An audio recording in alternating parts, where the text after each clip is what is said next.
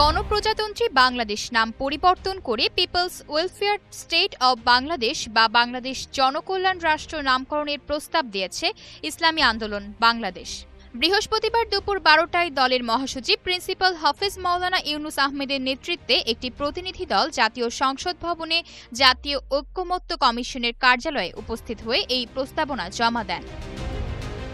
শরিয়া আইন বাস্তবায়ন, পিআর পদ্ধতির নির্বাচন, রাজনৈতিক স্থিতিশীলতা, অন্তর্ভুক্তিমূলক কার্যকরী সংসদ, জনমতের সঠিক প্রতিফলন, দেশের নাম পরিবর্তন সহ মৌলিক 4টি বিষয় নিয়ে সংস্কার চেয়ে জাতীয় ঐকমত্য কমিশনে নিজেদের প্রস্তাবনা জমা দিয়েছে ইসলামী শাসনতন্ত্র আন্দোলন বাংলাদেশ।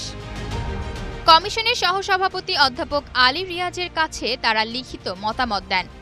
জনপ্রশাসন বিষয়ে প্রস্তাবিত মোট 26টি সংস্কারের মধ্যে 12টিতে একমত পোষণ করেছে ইসলামী আন্দোলন বাংলাদেশ। 9টি প্রস্তাবের সাথে দ্বিমত পোষণ করা হয়েছে আর 5টির সাথে আংশিক একমত পোষণ করা হয়েছে।